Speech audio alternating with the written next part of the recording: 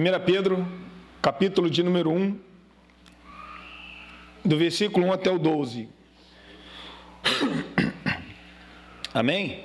Todos acharam? Diz assim: Pedro, apóstolo de Jesus Cristo, aos eleitos que são forasteiros da dispersão no Ponto, Galácia, Capadócia, Ásia e Betínia, eleitos segundo a presciência de Deus Pai, em santificação do Espírito, para a obediência e a expiação do sangue de Jesus Cristo, graça e paz vos sejam multiplicadas. Bendito Deus e Pai do nosso Senhor Jesus Cristo, que, segundo a sua muita misericórdia, nos regenerou para uma viva esperança, mediante a ressurreição de Jesus Cristo dentre os mortos, para uma herança incorruptível, sem mácula, imarcessível, reservada nos céus para vós outros, que sois guardadas pelo poder de Deus mediante a fé, para a salvação preparada para revelar-se no último tempo. Nisto exultai, embora no presente, por breve tempo, se necessário, seja contristado por várias provações, para que, uma vez confirmado o valor da vossa fé, muito mais preciosa do que o ouro perecível, mesmo apurada por fogo, redunde em louvor, glória e honra na revelação de Jesus Cristo, a quem, não havendo visto, amais, no qual, não vendo agora, mas crendo, exultai com alegria indizível e cheia de glória, obtendo o fim da vossa fé, a salvação da vossa alma. Foi a respeito desta salvação que os profetas indagaram e inquiriram, os quais profetizaram acerca da graça a vós outros destinada, investigando atentamente qual a ocasião ou quais as circunstâncias oportunas, indicada pelo Espírito de Deus, que nele estava ao dar de antemão testemunho sobre os sofrimentos referentes a Cristo e sobre as glórias que os seguiriam. A eles foi revelado que, não por si mesmo, mas para vós outros, ministrava as coisas que agora vos foram anunciadas por aqueles que, pelo Espírito Santo enviado dos céus, vos pregaram o Evangelho. Coisas essas que anjos anelam perscrutar. Amém?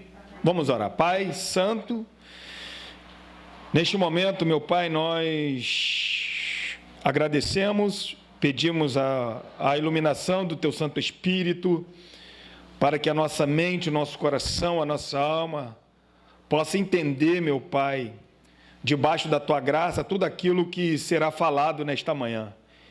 E que o Senhor, meu Pai, possa me ajudar, Senhor, a passar tudo aquilo que foi estudado de acordo com a Tua santa palavra de Deus.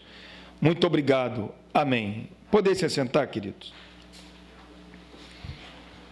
Irmãos, nós aqui vemos que o autor, ele já se identifica como Pedro, o apóstolo.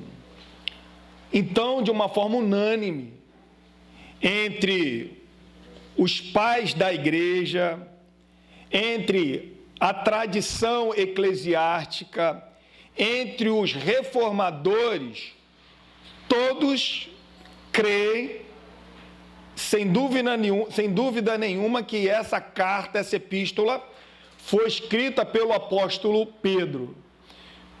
Em 1945, que começou a surgir pessoas de uma teologia mais moderna, tentando trazer dúvida, porém, todos os seus argumentos, dizendo que essa epístola não foi escrita pelo apóstolo Pedro, todas elas são argumentos falíveis, tá? Que tem como a gente refutar todas elas, todas. Então, desde da geração do 2º século, dos pais da igreja, até os reformadores, até hoje os grandes teólogos, creem que essa epístola foi escrita pelo apóstolo Pedro. Inclusive, alguns pais da igreja citaram até mesmo texto tirado dessa epístola. né? Alguns, eles, nos seus livros, eles citam 1 Pedro. E aqui Pedro ele se identifica. É muito importante, irmão, nós notarmos que quando todos os autores das suas epístolas, das suas cartas, quando eles escrevem, eles logo se identificam quem é. É diferente das nossas escritas de hoje. Por quê? Hoje, nós temos livros ou folhas. Então, quando você quer saber quem é o autor dessa carta, ou quem está te mandando essa notificação, se você não quer ler todo o contexto, o que você faz? Você vai lá atrás, rapidamente, e vê quem é o autor que está escrevendo. Nessa época, não. Nessa época, as escritas não eram em folha, eram em rolo. Então, para você não ficar desenrolando todo o rolo para saber quem era o autor, então, todos eles, qual era o costume da época? Era logo se identificar quem era que estava escrevendo. E Pedro aqui deixa muito bem claro que é ele que está escrevendo. Pedro. Uma coisa também muito importante é que de Tiago até Judas, todas essas epístolas são consideradas epístolas gerais, ou católicas, ou universais. O que quer dizer isso? São epístolas que não têm um destinatário certo, como o apóstolo Paulo. O apóstolo Paulo ele não escreveu epístolas gerais. Todas as epístolas de carta do apóstolo Paulo tinham um destinatário. Quando não era uma cidade, era interessada a uma pessoa. Agora aqui não. De Tiago em diante são epístolas gerais para toda a igreja. Outro ponto também que a gente vai ver é que Pedro, ele não evangelizou esse lugar, porque as cidades aqui que eles citam são cidades oeste e norte da Ásia, que hoje nós conhecemos como Turquia. E essas cidades não foram evangelizadas pelo apóstolo Paulo, porque Paulo, ele evangelizou as cidades do sul. Quando Paulo, ele pensou em ir para essas cidades que Pedro está escrevendo aqui, Ponto, Galácia, Capadócia, Ásia e Betínia, o Espírito Santo impediu, está lá em Atos 16, o Espírito Santo impediu dele ir para esse lugar, para ele evangelizar a Europa. Por isso que a primeira cidade que ele foi evangelizada foi Filipe, porque foi uma agenda do próprio Deus, não querendo que Paulo fosse para essa cidade da Ásia, do oeste e do norte, mas que descesse para direção à Europa. Então Paulo obedeceu uma agenda do Espírito Santo. E quem foi então quem evangelizou? Muitos acreditam, irmão, que na primeira pregação do apóstolo Pedro, aonde que 3.000 almas ali desceram as águas, foram batizadas crendo, algumas dessas pessoas evangelizaram esses lugares que Pedro agora está escrevendo essa carta. Outro ponto também que a gente vai ver aqui é que Pedro está escrevendo para irmãos. Que irmãos são esses? A maioria, por maior que seja uma sociedade mista, a maior porcentagem aqui era de pessoas gentílicas, eram gentios, a maior parte dessas pessoas eram pessoas gentílicas, eram pessoas que nunca tinham ouvido o evangelho. Tinham judeus, tinham prosélito, tinham, mas a maior parte. E também outro ponto também que a gente pode ver é que eles eram pessoas também novas na fé. Como assim, Alex? Porque lá, abre comigo em capítulo 2. Olha só no capítulo 2, olha só no versículo 10 o que diz. Vós sim, que antes não erais povo, mas agora sois povos de Deus. Os judeus sempre foram o povo de Deus. Por isso que aqui a gente vê que a maior parte é de povo gentil, que não era um povo de Deus e agora está sendo povo de Deus. Outro ponto também que a gente vai ver que eram pessoas novas na fé, é no versículo de número 2. Olha aí o que está escrito. Desejai ardentemente. Então aqui muitos acreditam que eram pessoas novas convertidas na fé que Pedro está escrevendo essa carta. Muitos acreditam, irmão, também que essa carta ela foi escrita entre os anos 62 e 63. Existe grande debate. Porque alguns creem que foi escrita depois que Roma pegou fogo. A história conta que Nero colocou fogo em Roma. E como que Roma foi incendiada? Porque o sonho de Nero era destruir Roma e reconstruir Roma, uma cidade mais modificada, mais moderna. Ele colocou fogo nessa cidade de Roma. O estado ou a cidade de Roma era composta por 14 municípios. Dentro desses 14 municípios, 10 municípios pegaram fogo. 4 não pegaram fogo, diz a história. E dentro desses 4 que não pegaram fogo, a maioria que viviam nesses municípios, quem eram? Cristãos. Quando Nero ouviu e viu que isso, irmão, acendeu uma fúria tão grande no povo romano, que o povo romano não ficou satisfeito com isso, o que o Nero fez? Nero, então, coloca a culpa nos cristãos. Alguns acreditam que essa carta foi para isso, foi escrito por esses fogo ardente. Mas a maioria também acredita que essa carta ela foi escrita antes desse episódio, antes. Então ficam nesse impasse entre 62 e 63, a maioria crê nisso, mas tem alguns que levam em consideração de 64 a 65 por aí, entendeu? É tudo data aproximada. A gente vai ver, irmão, que os 2 primeiros versículos é um padrão costumeiro, como que Pedro escreve, era um costume da época. A gente vai ver que ele se apresenta como autor e também falando ou trazendo a saudação, o voto de bênção aos destinatários, né, que é uma carta universal. Nós já podemos perceber, irmão, aqui, que a intenção de Pedro, mesmo os homens sendo forasteiros, como ele fala, forasteiros, neste mundo, eles são o quê? Eleitos de Deus. Não são um povo esquecido. Nós não fomos esquecidos por Deus. Por maior que seja a tribulação ou o sofrimento que estamos enfrentando ou passando, nós nunca fomos esquecidos por Deus. É por isso que Pedro, ele começa falando aqui logo no versículo 1, Pedro, após Jesus Cristo, aos eleitos de Deus, aos eleitos. Nós vemos aqui que quando Pedro ele fala sobre apóstolo, apóstolo é enviado, são pessoas enviadas. Pedro foi enviado. Por mais, irmão, que a gente vai ver algum texto falando sobre Silas, sobre Timóteo, chamando de apóstolo, esses são enviados dos enviados, ou seja, os apóstolos que foram escolhidos por Deus, eles enviaram essas pessoas, mas os únicos que receberam esses ofícios só foram os 12. Amém?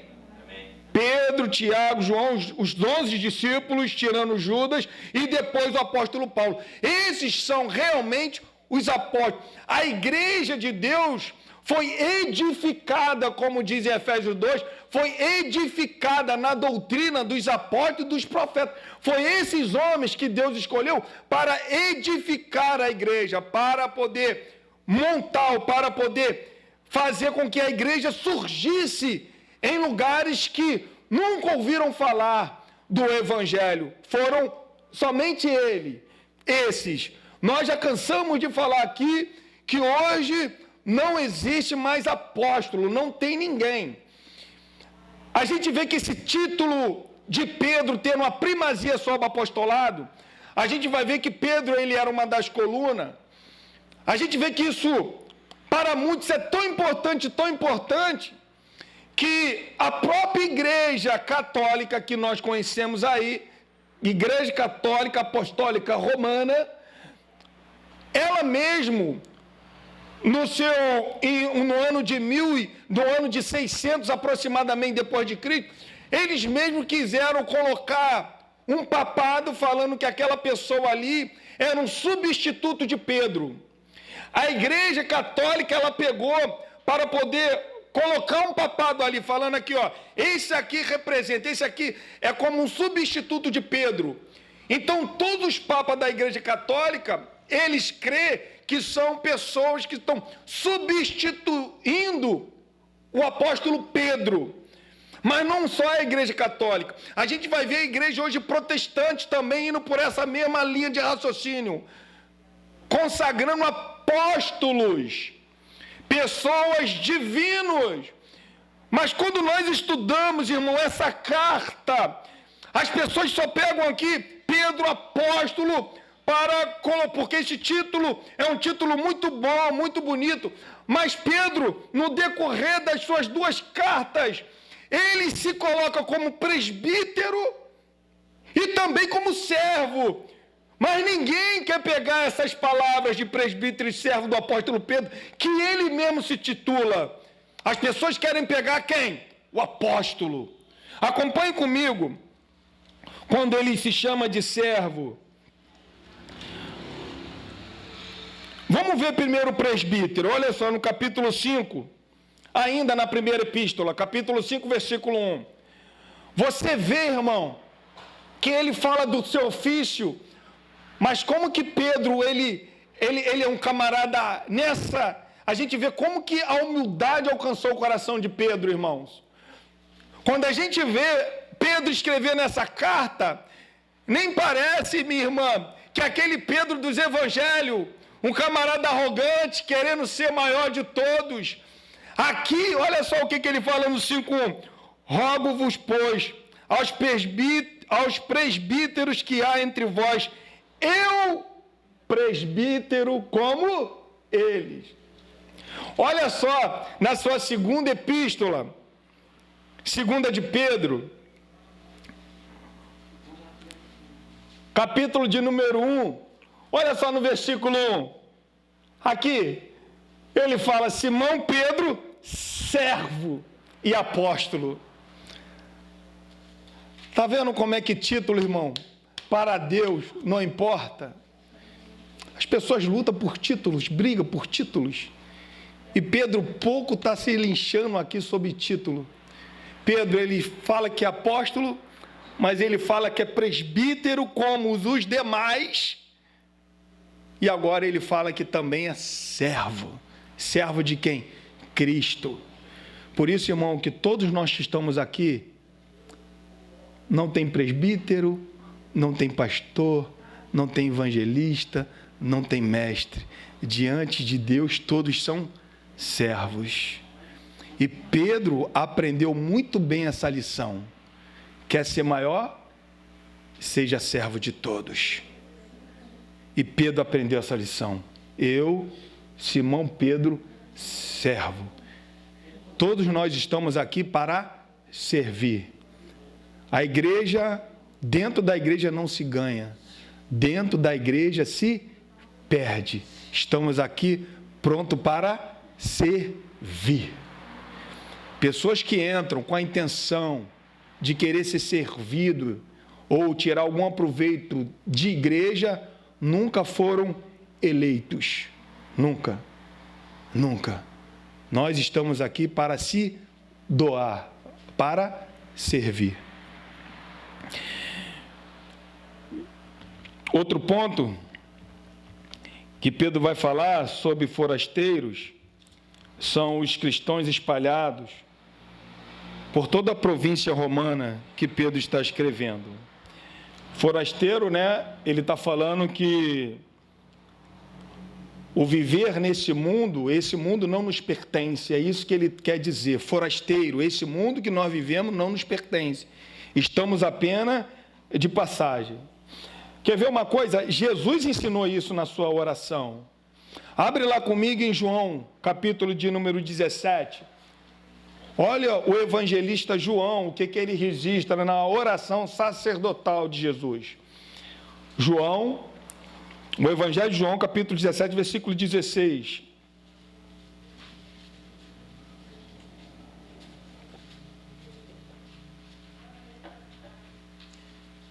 Que Deus, irmão, possa iluminar a minha mente, a mente de vocês, para que nós possamos entender que o mundo que nós estamos habitando é um mundo caído, um mundo inferior ao mundo que nós moraremos eternamente com o Senhor. Ele nos ensinou isso. Olha só no Evangelho de João, capítulo de número 17, versículo de número 16. Eles não são o quê? Como também ou não? Viu como é que Jesus ora? Nós não somos desse mundo, irmão. Não precisamos lutar por nada nesse mundo, porque a nossa moradia não é aqui. Estamos aqui de passagem. Não pertencemos a esse mundo. E na oração sacerdotal de Cristo, ele falou, eles não são o que desse mundo. Acompanhe comigo também, ainda no Evangelho de João, capítulo 18, versículo 26. Olha o que Jesus fala, irmãos. Jesus dialogando com Herodes, sendo interrogado por Herodes, ou seja, por Pilatos. Olha o que Jesus fala, 18 e 26. Todos acharam? Evangelho de João, 18, 36. O meu reino não é deste mundo. Se o meu reino fosse deste mundo, os meus ministros se empenhariam por mim, para que não fosse entregue aos judeus. Mas agora, meu reino não é o quê? O que Jesus está falando para Pilatos?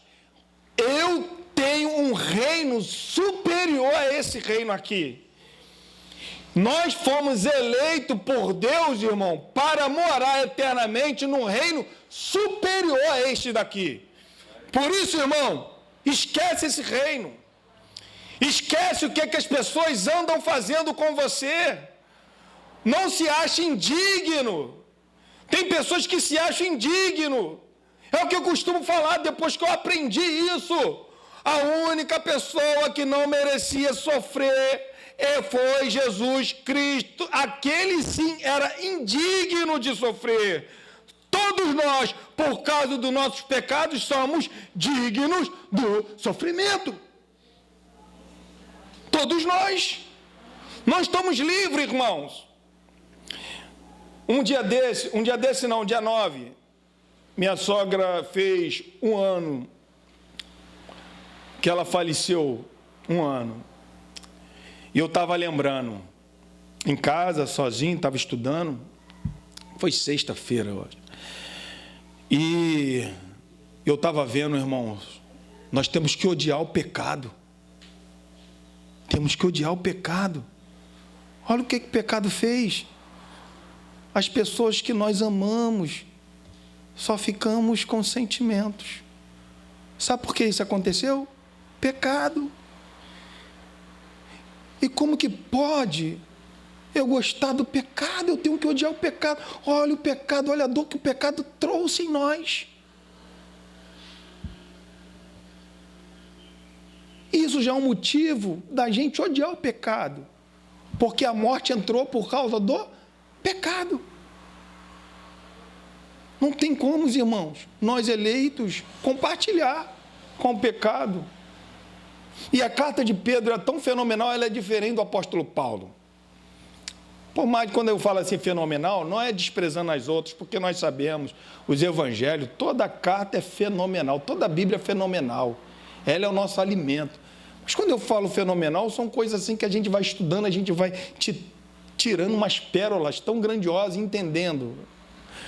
O apóstolo Paulo, ele primeiro traz uma doutrina para depois trazer aplicação.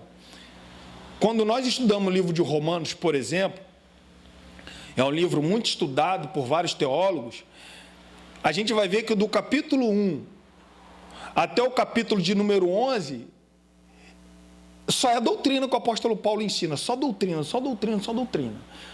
Do capítulo de número 12 até o 16 é a prática. E a gente colocando em prática. Já que nós conhecemos a doutrina, agora nós vamos colocar o quê? Em prática. Tudo aquilo que foi ensinado, vamos colocar em prática. Pedro não, Pedro já não é assim. Pedro, ele escreve doutrina e prática. Doutrina e prática. Doutrina e prática. Entendeu? Pedro, ele não está preso somente em doutrina e depois explicar a prática, não. e depois aplicar a prática, não. Ele, doutrina e prática, daqui a pouco vem doutrina, prática, daqui a pouco vem doutrina, prática. Entendeu? Então, é uma coisa muito prazerosa que Pedro escreve. Glória a Deus, porque foi um camarada inspirado, porque a gente sabe, pela natureza humana, nunca um homem poderia escrever da maneira que foi escrito. E quando ele fala que eleitos, irmão, no versículo de número 1, aos eleitos, a gente vê que Pedro está trazendo um conforto aos irmãos, né? Sobre tanto sofrimento e perseguição, eles foram escolhidos por Deus, nós fomos escolhidos por Deus. Pode estar tudo dando errado, mas nós fomos escolhidos por Deus.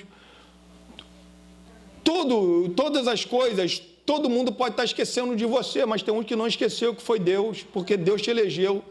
Então você tem que saber que o sofrimento que você está passando, a perseguição, o momento difícil que você está passando, você foi escolhido por Deus.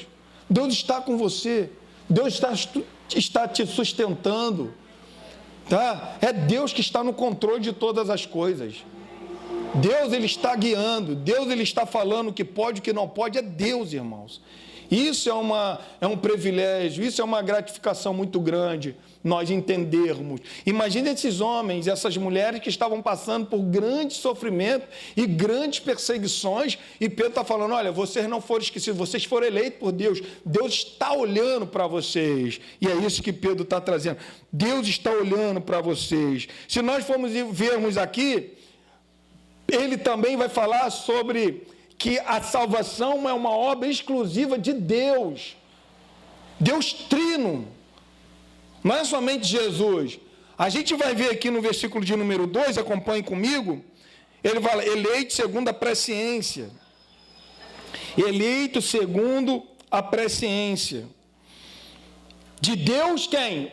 Pai, olha, Deus Pai, em santificação de quem? Deus Espírito, para obediência e a expressão do sangue de quem? Está vendo? Ele coloca a salvação como salvação, obra exclusiva do Deus Trino. Os três operando em nós, os três fazendo algo por nós. Isso, irmãos, quando Pedro ele começa falando sobre isso aqui, imagine a felicidade que estava acontecendo no coração dos ouvintes que estavam recebendo essa carta. Se em nós já traz uma grande felicidade, imagine o coração daqueles homens que estavam sofrendo perseguições, muitos estavam testemunhando a morte dos seus entes queridos, irmãos. Muitos estavam sendo carregados aos tribunais, sendo afrontado, confrontado com todo tipo de perseguição, abandonando suas casas sendo confiscadas, sendo totalmente esquecidas. E aqui Pedro está falando, opa, vocês foram eleitos, Deus Pai, o Espírito e Jesus Cristo, Ele operou essa salvação em vocês. Glória a Deus por isso, irmãos. Quando Pedro ele vai falar aqui, no versículo de número 3, ele começa falando, depois de Pedro ele explicar que a salvação, ela é uma obra exclusiva de Deus, quando ele fala aqui, irmão, presciência, tá? Muitas pessoas, isso aqui é muito bom eu falar e frisar, muitas pessoas de outros raciocínios, de outras linhas de pensamento, acredito que esse aqui é um pré-conhecimento. Quando ele fala com uma presciência, é um pré-conhecimento, ou seja, Deus, Ele olhou para o futuro e Ele viu as pessoas que seriam salvas. Entendeu? Então, como que Deus, para essas pessoas, como que Deus colocou o meu nome escrito no livro da vida? É que Deus viu que no ano de 2000 eu ia aceitar Ele, e assim então Ele foi lá e registrou meu nome no livro da vida. Alguns acreditam, tem linha desse pensamento.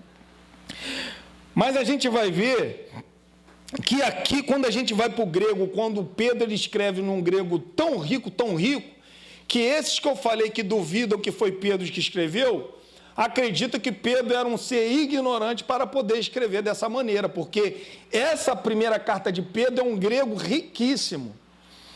E quando Pedro ele usa aqui essa palavra presciência, aqui, irmão, é prognoses no grego, prognose, que significa um pré-ordenado, um predestinado, um providência.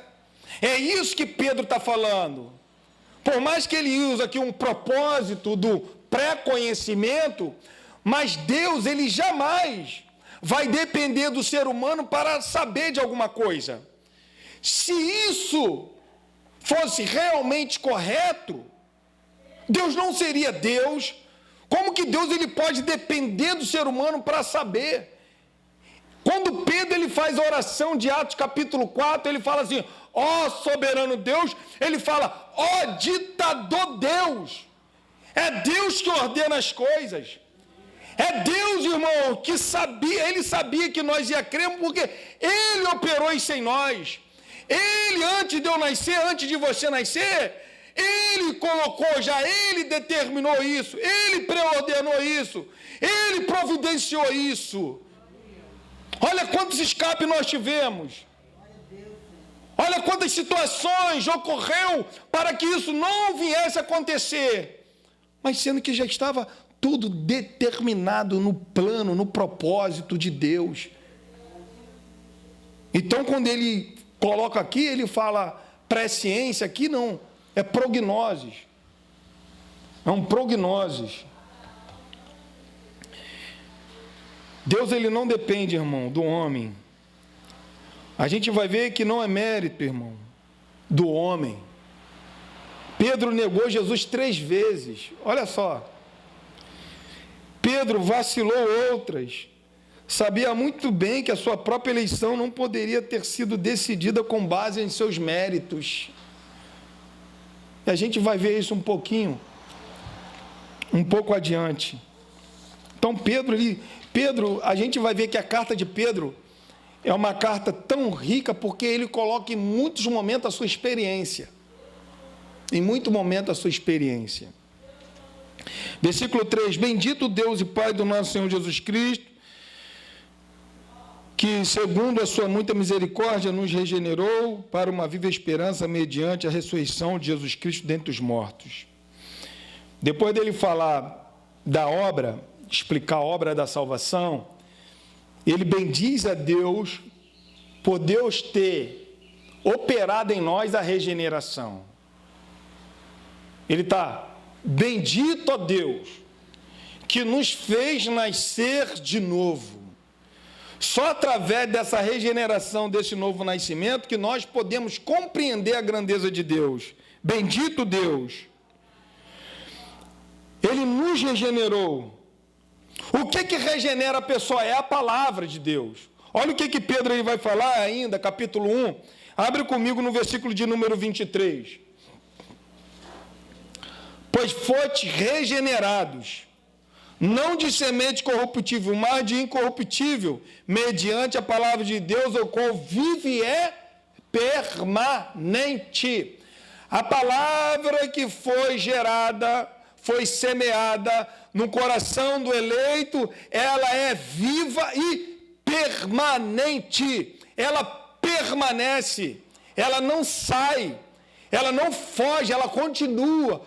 Todos os eleitos, todos aqueles que foram escolhidos por Deus, ele permanecerá debaixo da obediência de Deus. É isso que Pedro está falando, independente da situação.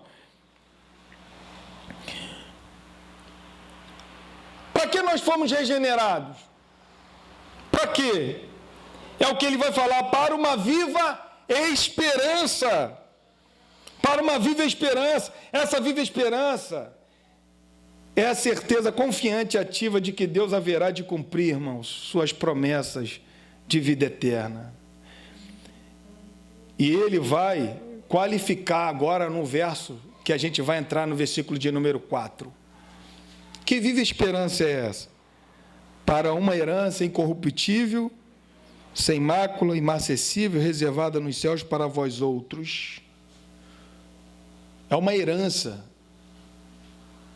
essa viva esperança, tem uma herança para nós.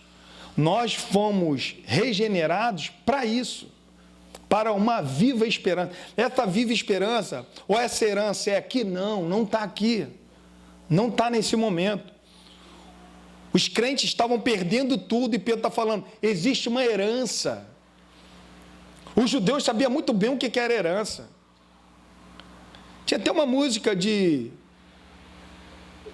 aquele que não quis vender a vinha para Acabe e Jezabel foi lá e mandou matar Nabode, esqueci o nome. Tinha uma música aí, um corinho aí. E Acabe, Reacabe, né? Tinha um corinho desse aí. Esqueci o nome, eu acho que é Nabote. Ele tinha uma terra próximo ou do lado do palácio de Acabe. Acabe queria aquela terra, ele falou, eu não posso vender porque essa terra é herança de meus pais.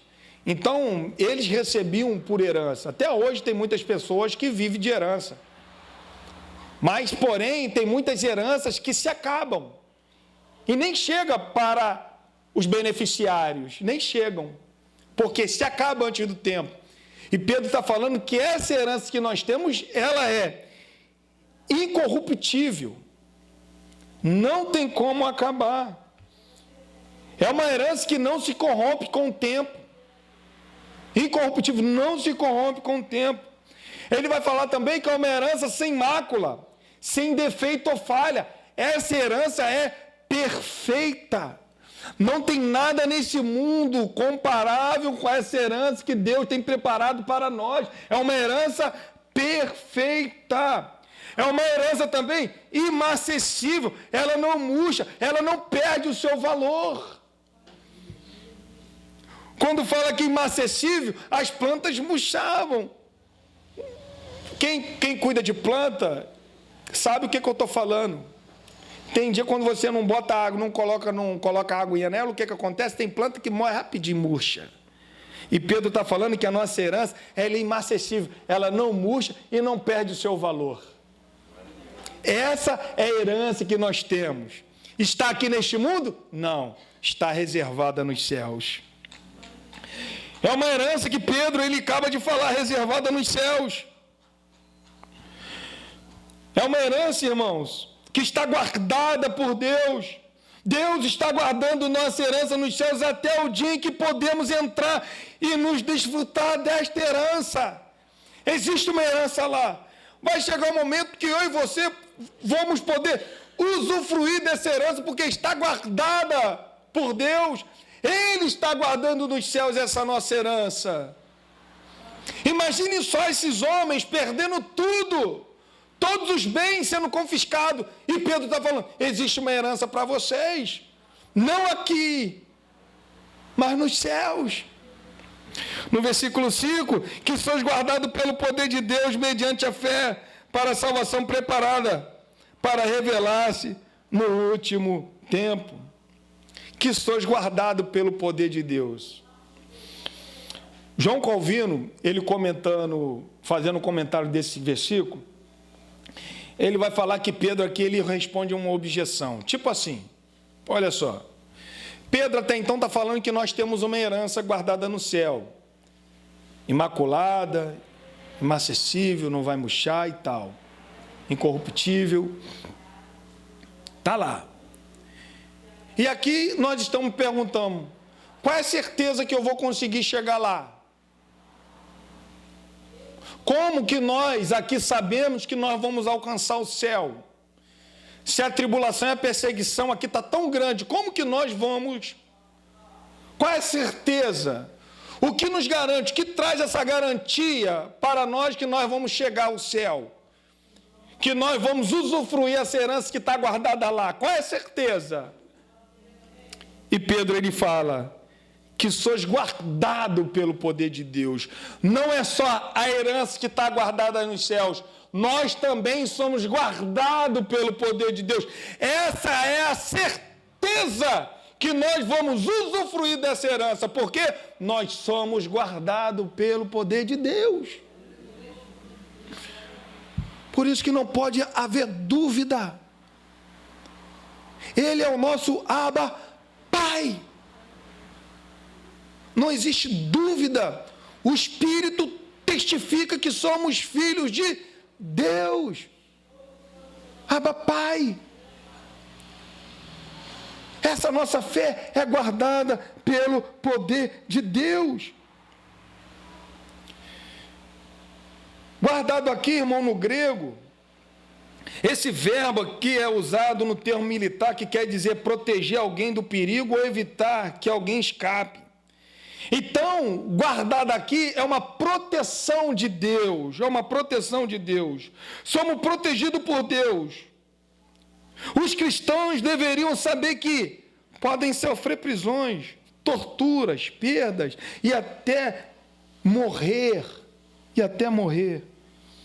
mas não perderiam a sua fé em Jesus Cristo, irmãos. A palavra que foi semeada no meu e no teu coração é uma palavra permanente, não tem como perder essa palavra. Quem está escrevendo isso foi um que experimentou e ouviu isso de Cristo. Abre comigo em Lucas capítulo de número 22. Lucas 22. Olha o que diz. Versículo de número 31. 22, 31. Amém? Simão. Jesus falando para Pedro. Simão, que era o nome dele. Simão. Eis que Satanás vos reclamou para vos peneirar como trigo. Por que a fé de Pedro não desfaleceu? Por quê? Olha o que Jesus fala para Pedro. Eu, porém, roguei por ti, para que a tua fé não desfaleça. Quem rogou? E a fé de Pedro desfaleceu? Não. Na oração sacerdotal, Jesus ora. Capítulo de número 17 de João, onde que nós lemos alguns textos. Um texto. E Jesus fala assim, ó, Pai, não oro somente por esses, mas oro por todos aqueles que crerão na tua palavra. Quem está intercedendo? Jesus. Não tem como, irmão, a minha fé e a sua fé esmorecer. Pedro sabia o que estava dizendo. Se não fosse Jesus, Satanás ia destruir a fé dele como destruiu a de Judas, ia arrebentar. Mas Jesus intercedeu não só por ele, mas por todos os outros discípulos, 11 que não negaram Jesus. Todos eles. Eu roguei por ti, para que a tua fé, a certeza, quando se converter, converta teus irmãos. Jesus não fala se, mas quando converta teus irmãos. Certeza, irmãos. O que Pedro está falando na tua epístola? Nós somos, a nossa fé é guardada pelo poder de Deus. Então, essa é a certeza que nós vamos usufruir de toda a herança guardada nos céus. Toda a herança guardada nos céus. De repente você vai falar assim, Alex, mas não tem pessoas que se afastam? Vamos ler um texto aqui rapidamente para a gente trazer um resumo. 2 Timóteo. São pessoas, Paulo está falando de pessoas aqui que naufragaram na fé, tá? 2 Timóteo, capítulo 2. 2 Timóteo, capítulo 2. Acharam? Versículo de número 18. 2 Timóteo 2,18. Estes se desviaram da verdade, asseverando que a ressurreição já se realizou, e estão pervertendo a fé de alguns. Entretanto, o firme fundamento de Deus permanece, tendo este selo. O Senhor o quê? As pessoas estão abandonando, estão se desviando da fé, mas Paulo aqui está trazendo uma certeza o seguinte: continua o selo de Deus. Qual é o selo de Deus? O Senhor conhece o que são os seus. nós fomos selados pelo Espírito Santo. Por isso que não tem como a gente naufragar na fé, porque a nossa fé está guardada pelo poder de Deus, irmãos. Pelo poder de Deus. Para o quê? Para a salvação preparada para revelar nos últimos tempos. A salvação, ela vai se revelar, ter um momento, ter uma hora, ter uma data marcada, que essa salvação ela vai se revelar para todos nós. Para eu, para você, todos nós que estivermos aqui em vida, essa salvação vai ser revelada, irmãos, nos últimos tempos para nós. Deus, ele nos preserva, irmão, sustentando a nossa fé durante os assaltos que ela sofre. A nossa fé sofre assalto. A nossa fé, muitas das vezes, entra em dúvidas. Muitas vezes da incredulidade, das perseguições, dos sofrimentos, mas Deus, Ele sustenta a nossa fé. Pedro, teve um momento que Pedro foi incrédulo. Pedro ouviu de Jesus. E é o que ele vai falar no versículo de número 6, depois dele correlacionar a grandeza da salvação. Claro que quando ele fala que nisto exultais, Pedro ele pode estar falando tudo aquilo que ele já falou anteriormente. O quê? Que somos eleitos. Fomos eleitos o quê? Para a obediência, para a santificação. Fomos regenerados. Temos uma herança incorruptível. Depois de tudo isso, da nossa salvação, que vai ser revelada nos últimos tempos, depois de tudo isso, Pedro ele está falando, nisso, exultai. Porque está triste? Porque está cabisbaixos? Depois de nós sabermos tudo isso, o que temos, a garantia, a nossa fé guardada pelo poder, depois de tudo isso, porque eu e você vamos andar tristes, irmãos. Quando ele fala exultar aqui, é uma palavra que ele está falando por isso. Se alegra, é uma grande alegria, é uma alegria extrema. É como se a gente estivesse no estádio de futebol e o nosso time fizesse gol. Você fica triste se o teu time for campeão? Quem torce aqui? Qual é a tua alegria? E Pedro está falando, por isso, exultai, nós temos que ser o povo mais feliz dessa terra, irmão.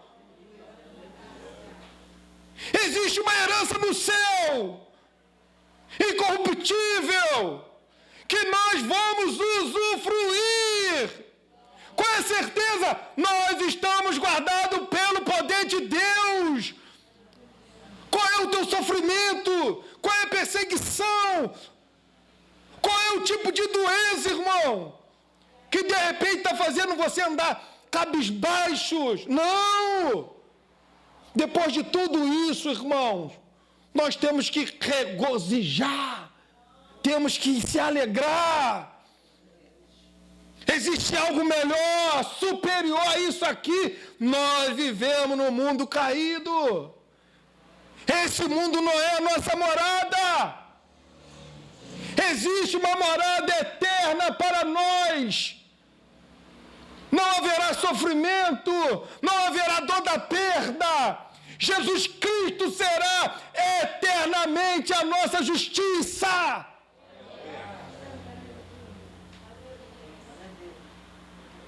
É o desemprego? Não. Se alegre em Cristo. E Pedro está falando para isso, para um povo que estava perdendo, vendo, testemunhando morte de pessoas, dos seus amigos, entes queridos. E Pedro está falando, exultai. Não olhe para este mundo, olha no mundo por vir. Embora no presente por breve tempo, seja necessário, se necessário, sejas contristado por várias provações aqui, por várias aqui. É claro, quando ele fala aqui nisso, usar embora por breve tempo, alguns acreditam que pode ser tribulação nos anos que nós vivemos aqui e a eternidade que nós vamos viver no céu. Então, com o tempo que nós vivemos aqui, em torno de 70, 80, 100 anos, e com a nossa morada eterna no céu, isso é um breve tempo aqui, comparado com a eternidade.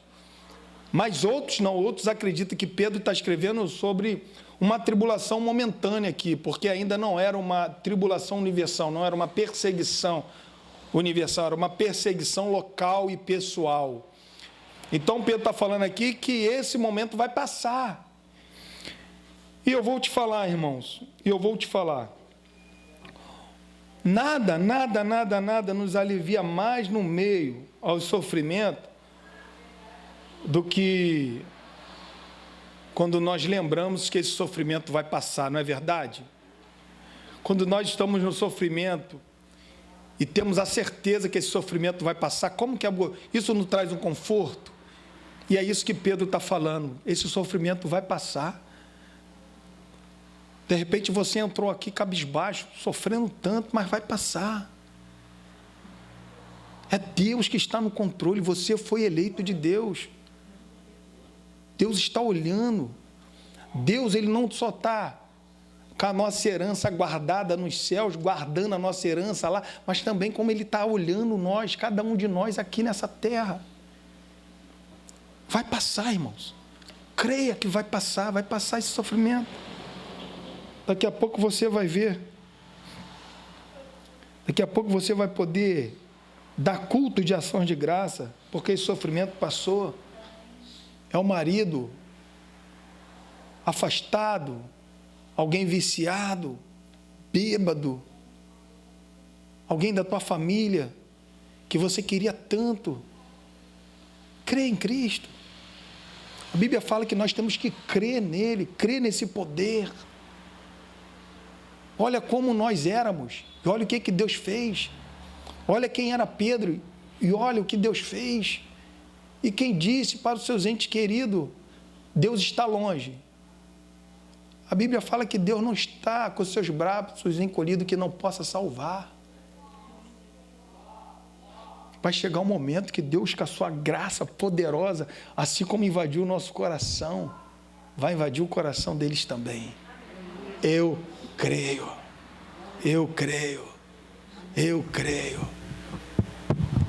E é por isso que nós oramos.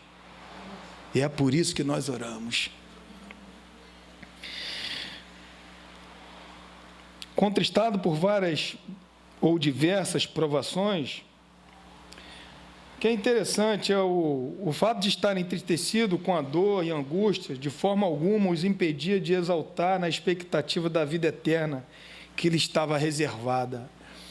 Ainda que nós sentimos dor no meio do sofrimento, isso não impede a gente se alegrar com aquilo que está garantido para nós. A gente vai ver aqui que M. Paul, ele diz que eles se entristeciam como homens, mas se alegravam como santos. A gente pode até se entristecer, por um lado, como homem, mas nós também se alegramos, por outro lado, como santos. É como a gente vai num velório, no enterro de um ente querido que é cristão.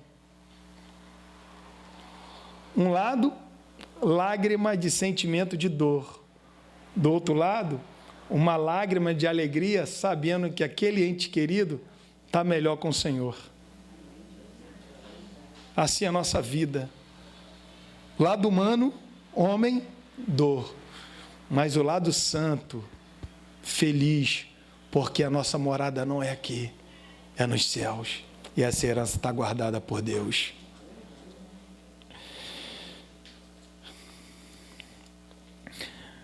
Quando a gente, no versículo de número 7, para que uma vez confirmado o valor da fé, muito mais preciosa do que o ouro perecível, mesmo apurada por fogo, redunde em louvor e glória e honra na revelação de Jesus Cristo. O propósito final do entristecimento que Pedro está falando pelas provações era a aprovação genuína da nossa fé. Como que nós somos, como que nós temos a certeza que nós somos um povo com uma fé genuína, quando nós passamos por tudo isso que temos enfrentado e continuando crendo em Cristo? Olha quantas pessoas na provação abandonaram a fé. Olha quantas pessoas eu e você conhecemos que já não frequenta mais esse local. Frequenta hoje um bar, um baile, deram as costas. Olha quantas pessoas. E olha nós, passando por tantas coisas e continuamos aqui. A nossa fé, ela é genuína. Qual é a prova que a nossa fé é genuína? É nesse momento. É quando nós adoramos a Deus de uma maneira verdadeira, aonde que tudo que nós fazemos é para a sua glória. As pessoas que abandonaram, que naufragaram na fé, foi o texto que nós lemos. Deus conhece os que lhe pertencem. Então as provas, as provações, as aflições, as perseguições, tudo aquilo que estava acontecendo na vida dos nossos irmãos aqui que Pedro está escrevendo para eles, era somente para testificar a fé deles. Assim também testifica a nossa fé. Naquela época, para o ouro ser um ouro caro, até hoje, né? Você tira todas as escórias, toda a sujeira. Como é que tira essas escórias e sujeira? Derretendo o ouro no fogo. O ouro derrete no fogo, a sujeira sobe. A pessoa limpa, tira a sujeira e deixa somente o ouro puro. E é o que Pedro está falando? Que a nossa fé é muito mais valiosa do que esse ouro perecível. A nossa fé é muito mais valiosa do que esse ouro perecível. Olha que maravilha, irmãos. Assim como é tratado o ouro, assim também está sendo tratada a nossa fé. Mas é para nos reprovar? Não. Para nos aprovar. Para que a nossa fé venha a ser uma fé genuína, uma fé verdadeira. Uma fé verdadeira. E ele fala que isso tem que, para que redunde em louvor e glória, ainda no versículo 7, e honra na revelação de Jesus. Redunde aqui em louvor e glória, significa seja achada. Aqueles que foram achados pelo Senhor, aqueles que forem achados pelo Senhor por ocasião da sua vinda, cheios de fé, serão por eles honrados. Desta maneira, a fé redundará em louvor, glória e honra. Jesus, quando ele, em Lucas 18, se não me falha a memória, Jesus, quando ele fala do juiz que é importunado por uma mulher, ele fala assim: por acaso, quando o Senhor voltar, achará fé na terra?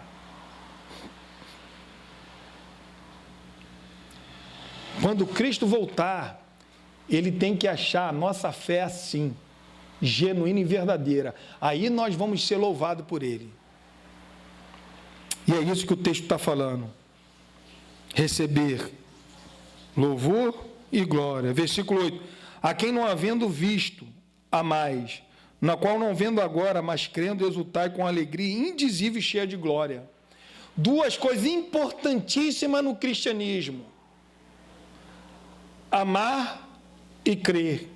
E todas essas aqui, Pedro, ele experimentou. Todas elas. Pedro, ele ouviu várias vezes Jesus falando sobre o amar a Deus acima de todas as coisas. Inclusive, o próprio Pedro,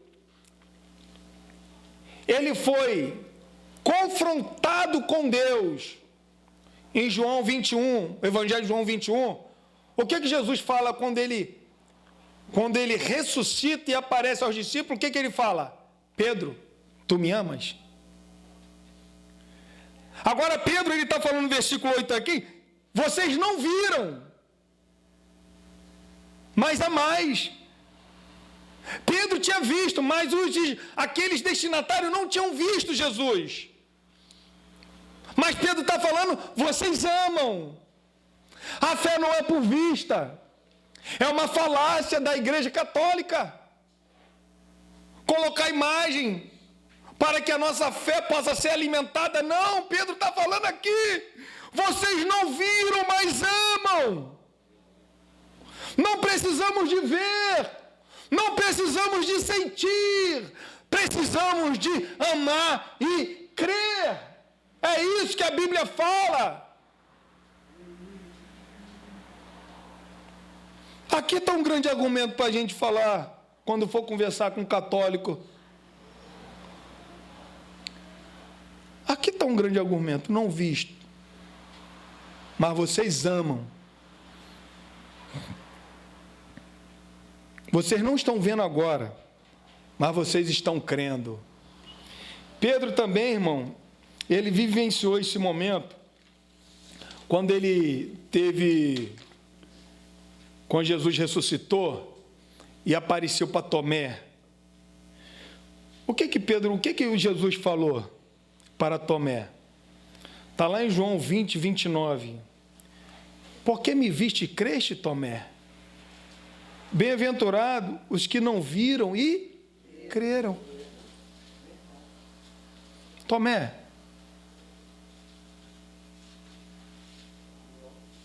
bem-aventurado que não viram, porque você não me viu, você não creu? Por que Jesus está falando isso? Porque quando Jesus apareceu a primeira vez, as portas dos cenáculos fechadas, o Tomé não estava ali. E quando Tomé chegou, os discípulos que viram Jesus falaram, Tomé, nós vimos o mesmo. Se eu não ver e não colocar minha mão, eu não creio. E Jesus fala, bem-aventurados que não viram e creram. E Pedro está falando desses homens aqui que eles são bem-aventurados, porque jamais viram, mas estavam amando. Jamais viram, mas estavam crendo. E é isso também, irmão, na nossa vida. Amar e crer. O que eu preciso? Amar a Deus. O que eu preciso? Crer em Deus. Sem isso, estamos arruinados. Exultai com alegria indizível e cheia de glória. Essa alegria aqui, irmão, cheia de glória, quando ele fala aqui indizível e cheia de glória, não tem como expressar palavras para colocar essa alegria. Não tem palavras para expressar essa alegria, uma alegria indizível. E Jesus falou isso para aqueles homens. Está lá em João 16, 22, no Evangelho de João 16, 22. O vosso coração se alegrará, e a vossa alegria ninguém poderá tirar. E era isso que esses homens viviam, debaixo dessa alegria. Nós temos que viver, irmão, debaixo dessa alegria. Se você está triste, deixe um pouco essa tristeza com o homem humano e coloca a alegria no homem santo dentro de você, irmãos. Curta essa alegria que Deus preparou para nós, que Deus colocou em nós. Versículo de número 9. Obtendo o fim da vossa fé, a salvação da vossa alma. Pedro aponta para o resultado final deste processo da aprovação da fé, que é o quê? A salvação da nossa alma. Todo esse processo, tudo isso que nós passamos, qual é o propósito? A salvação da nossa alma. O único único objetivo e propósito é a salvação da nossa alma. Não é enriquecimento. Não é desfrutar deste mundo, mas é o quê? A salvação da nossa alma. Do versículo 10 até o versículo 12, é um raciocínio só do apóstolo Pedro. Olha só como é que ele escreve. Foi a respeito dessa salvação que os profetas indagaram, inquiriram, os quais profetizaram acerca da graça a vós outros destinada, investigando atentamente qual a ocasião ou quais as circunstâncias oportunas indicadas pelo Espírito de Cristo, que neles estava, ao dar de antemão testemunho sobre os sofrimentos referentes a Cristo e sobre as glórias que os seguiriam.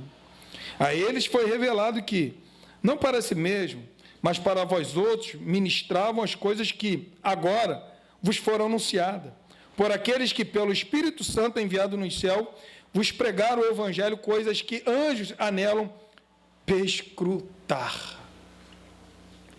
Pedro está falando uma coisa só. Pedro está mostrando que a salvação, essa salvação que chegou a nós, que chegou para aquele povo lá, que chegou para nós, chegou para a igreja, essa salvação, ela é uma salvação anunciada de longas datas. Não é de agora, mas Pedro está falando que os profetas da antiga aliança já estavam anunciando a esse respeito. No versículo de número 10. Ao mesmo tempo, irmão, em que anunciava a salvação vindoura, os profetas também, eles desejavam saber acerca delas. O mesmo tempo que eles anunciavam essa salvação, eles também desejavam saber a época. Não quer dizer que esses homens não sabiam, eles estão investigando o quê? A época. Indagar aqui, inquirir, quer dizer examinar, pesquisar, investigar com mais intensidade. Os próprios profetas da época que profetizaram acerca da vinda de Cristo, eles mesmos, irmão, eles mesmos pesquisavam, examinavam com mais intensidade para saber qual seria a época, qual seria o tempo. E é isso que Pedro está falando. Foi a respeito dessa salvação que os profetas indagaram, inquiriram, os quais profetizaram acerca da graça que outros foram destinados.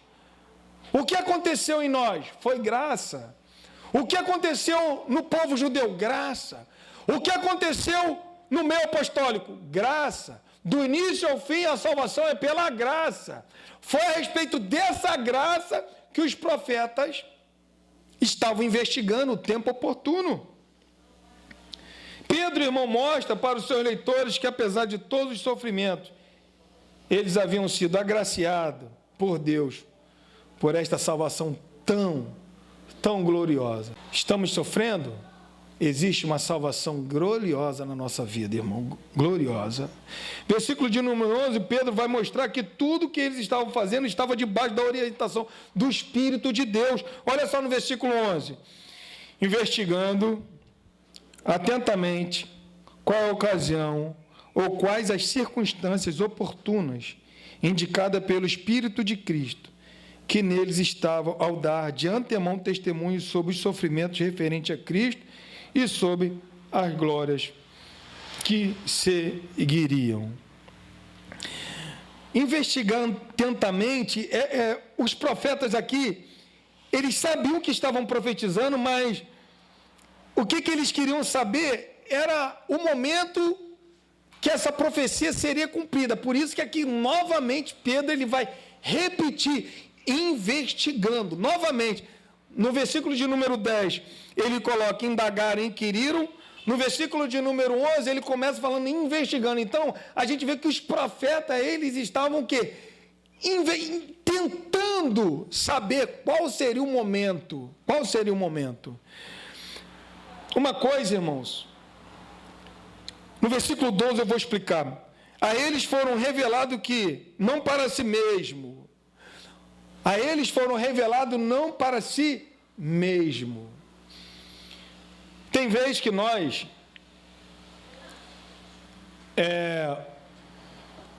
olhamos assim a atitude de João Batista, e muitos falam que o camarada ele trouxe dúvidas, ou mesmo no final da sua carreira se tornou incrédulo, porque quando ele estava preso, em Mateus 11, se não me falha a memória, ele pede para os seus discípulos perguntarem se Cristo era realmente o Cristo ou tinha que esperar outro. O que acontece é que a profecia do Antigo Testamento, eles não traziam esse tempo, do tempo gentílico, o nosso tempo, essa geração nossa, não. Qual era o entendimento da Antiga Aliança, dos profetas da Antiga Aliança? Era que veria o Messias e logo a seguir da vinda do Messias, da chegada do Messias, viria o quê? A consumação, terminaria tudo e Deus plantaria o seu reino. Olha só o que fala lá em Efésios capítulo 3, só para a gente aqui correlacionar aquilo que eu estou falando. Efésios 3, versículo 5.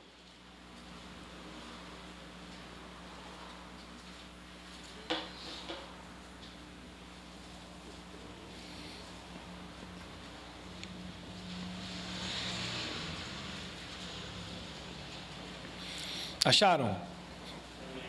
Amém? Olha o que diz. Efésios 3, 5. Paulo, quando ele está falando a respeito da salvação para o povo gentil, para os gentios, olha o que Paulo fala,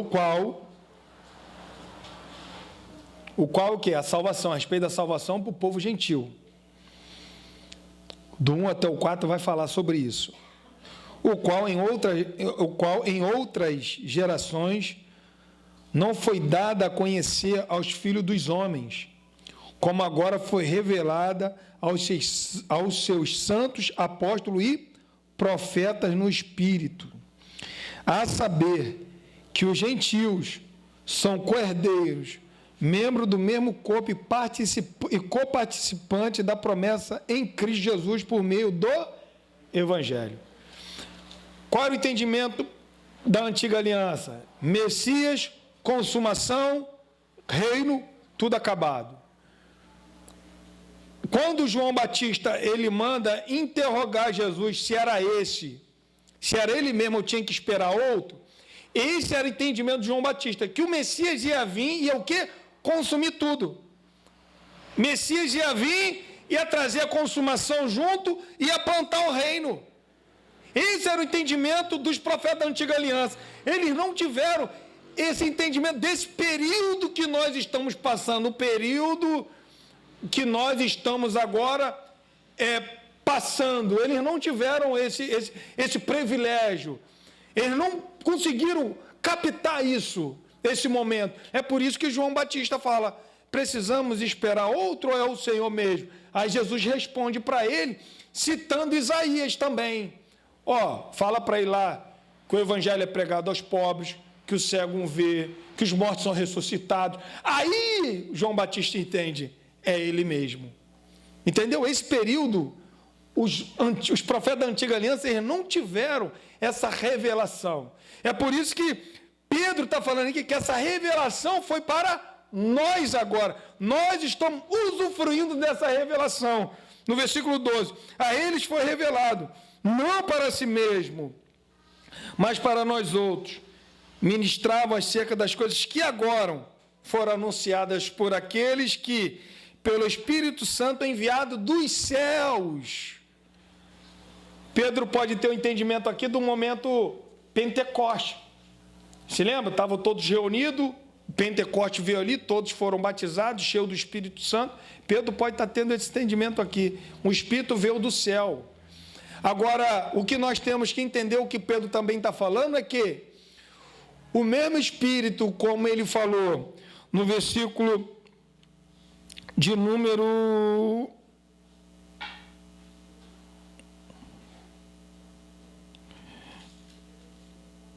no versículo de número 11, o mesmo Espírito que estava nos profetas é o mesmo Espírito que desceu no Pentecoste, é o mesmo Espírito que encheu os apóstolos, é o mesmo Espírito que estava na vida daqueles que anunciavam o Evangelho, e é o mesmo Espírito que está na vida do destinatário. É o mesmo Espírito, então o mesmo Espírito agindo em tudo e em todos da mesma forma. Para o quê? Para a salvação.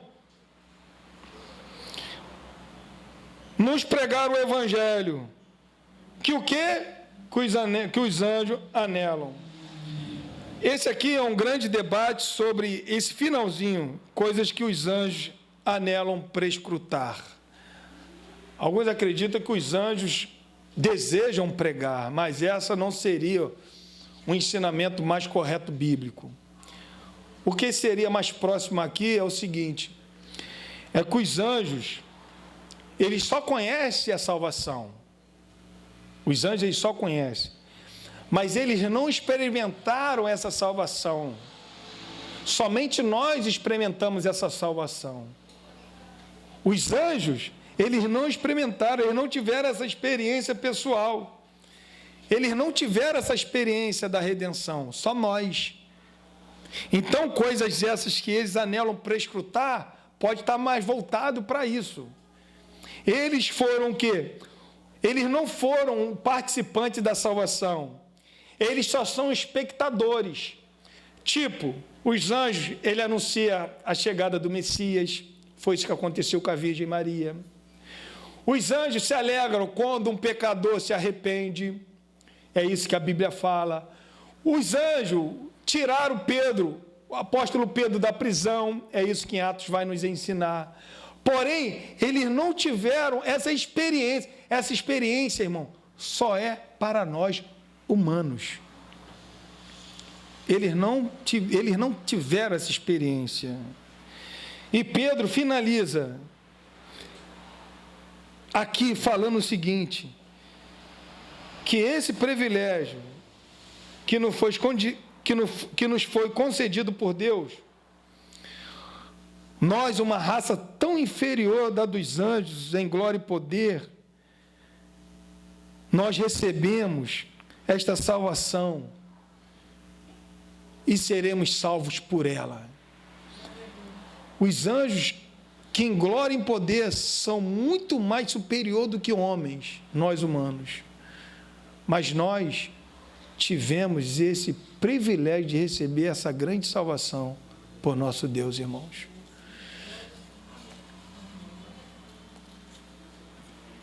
Por isso, querido, não é momento de tristeza, é momento de alegria. Tem pessoas que só lado humano contagia mais, mas que nesta manhã, eu e você, podemos sair daqui depois de ouvir essa palavra, deixar o lado santo contagiar mais. Quando o lado santo contagia mais, a nossa vida é pura de alegria. E o meu maior desejo é que vocês sejam um povo alegre em Deus, alegre por essa salvação.